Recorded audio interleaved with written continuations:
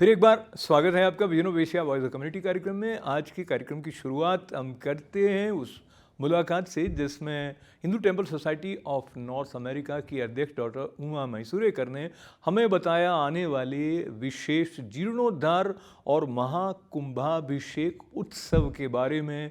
क्या है ये आयोजन और आप इस आयोजन में 31 अगस्त से आने वाले 7 सितंबर तक हिस्सा ले सकते हैं, अधिक जानकारी प्राप्त कर सकते हैं। पर सुनते हैं डॉक्टर उमा मैसूरेकर को इस आयोजन के महत्व के बारे में।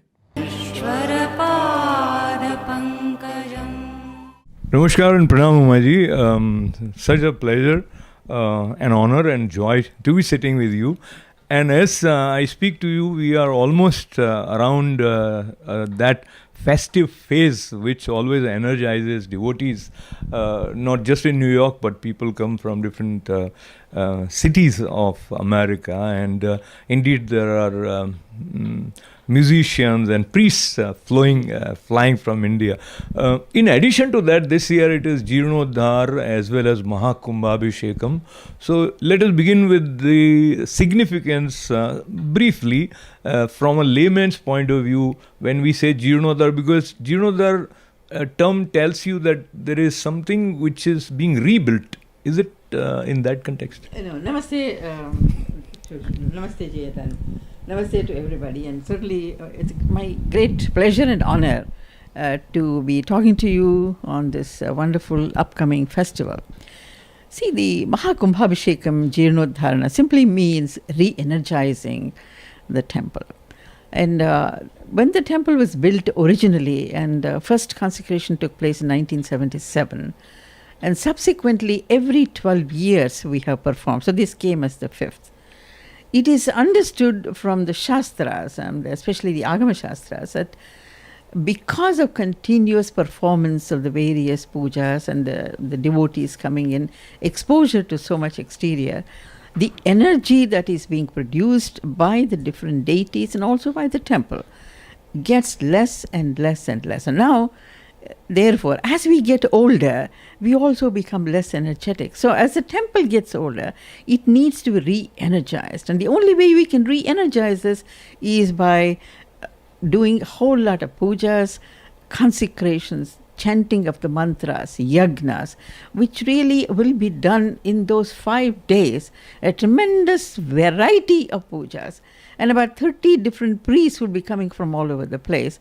And we have actually the yagashalas built in the back, 8 yagashalas. And they'll all be sitting there morning, evening. Finally, the sanctified water, that is the kalasha water, which is taken up on the roof, on the different towers, which is poured up on there. And that is really the Kumbhabhishekam of the Rajagopura and all other Gopuras. At the same time, soon after that is done, the consecrated or the consecrated water, which is again brought into the Mahamandapa, and the sanctified water is poured on the different deities. So that really is the conclusion of the Kumbhabhishekam. In other words, by then, from our point of view, the way the Agama Shastras dictate is that the consecration is now complete. So the temple is now open with full energy for the devotees to come in. It's a simple lay way of understanding what this is all about. I mean, it's not necessary to get into the depth of what these different pujas are because it is too complicated. But I think the principle for anywhere, I think it is just like as we get older, we say we want to take some vacation, we want to energize ourselves, we do certain things. So the principle is more or less the same. But here it is all as per what our rishis have written about the Agama Shastras. These wonderful priests, knowledgeable priests, they will now reenact the whole thing in those 5 days. Wonderful. And I'll backtrack now. And there are times when people say, how it will happen, will it happen, why it has to happen. That is one way of questioning. And in our tradition also, questioning is also encouraged. But questioning with faith is encouraged. So when Lord Krishna is being asked anything and everything by Arjuna, he patiently he hears and responds. But there is one thing, Umaji, personally I feel that if you don't get into the water, you won't learn to swim. And if you keep on talking about the principles of swimming, it won't help. Same way in our tradition, I think our scriptures, and you mentioned about Agama Shastras, the way they guide you, that helps if you practice.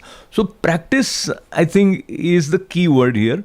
Now, I request you to go back to that day when you who were given the name, which is the name of Mahavallabh Ganapati's mother, you found yourself coming for the first time to this temple, and you had darshan of Mahavallabh Ganapati here.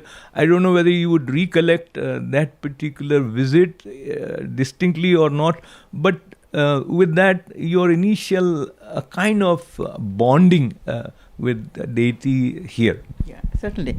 Of course, it's going back a long time ago, and I was actually in my residency in OBGYN, and then being as a resident, very busy schedule, and fortunately, I was living maybe about 25 minutes from the temple, so always had a great, bhakti towards Lord Ganesha, even from back home.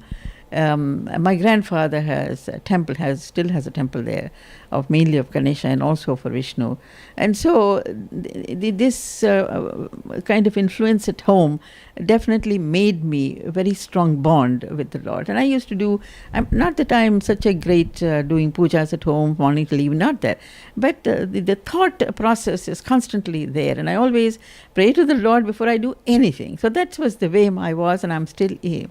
So when I just came to know at the time, it was still being built at the time, see. So I used to come and see what is happening, and the day the installation was done, I still recall that whole picture in front of me, and it was one of my greatest moments of joy, because I thought, listen, I have come all the way, left my family, everybody was not there. But I found a place where Ganesha is there, which is my favorite Lord. And so that bond immediately got to me, And I remember that day I literally cried, because I said there's some meaning for all this. And so I waited, and I was doing OBGYN, which, as you know, is a very tough residency. But I waited as long as I could for the whole day, for the full consecration to finish. And then all my thoughts as I was growing, as my mother, what she used to teach me about the various shlokas, stotras, and that you should do prayers in the morning, all these thoughts came back to me and said, now, even though as a resident it's hard sometimes to stay all night long, you come home and you sleep, but still I should spare myself even for 3 minutes, 5 minutes to think of the Lord, chant something. And from then on, I can tell you, I used to come to the temple as often as I could, even if it's for 5 minutes.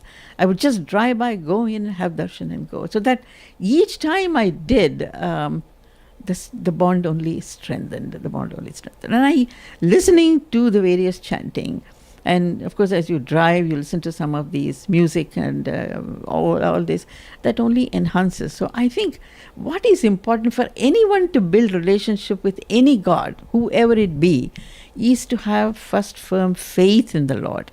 You have to have faith in your own dharma first, and then, okay, whether I worship Lord Ganesha, whether I worship Lord Krishna, whether I worship Lord Vishnu, whoever it be, but I think that strength should be there. And I do not have to put down anyone who says, oh, I don't believe in Ganesha, but I believe in Krishna. Fair enough. But who are we to decide? We only say there is somebody above us who is looking after us, and we worship this Lord in different forms. That's it. And it took me some time to convince some of the people that I used to meet, and say, they used to tell me, oh, you're a great Ganesha Bhakta. I said, yeah, I'm a Ganesha Bhakta, but doesn't mean that I don't worship, nor do I pay my respects to the other deities. I said, just like in a family, you have mother and father, but sometimes mother is very close to you, or father is close to you. It doesn't mean you don't respect the other person. So it is just the bond that develops. And therefore, and many times I used to sit and ask the Lord my questions, and I used to think I used to get the answers back. Because of the faith, I think, that is the thing. So the more you worship, the more you sit in front of any deity, and talk to the Lord within yourself, and you get the answers back, that only intensifies the faith. And this is how the first consecration literally built my inner confidence, because I had just come to the United States, barely 3 years or so, and made me think, I'm really not that far from home. I'm right here, and the Lord is right here. So that is how my beginning started. And in between, I had to leave for a year or two to go to Boston and stuff. Came back again, continued until today. It continues.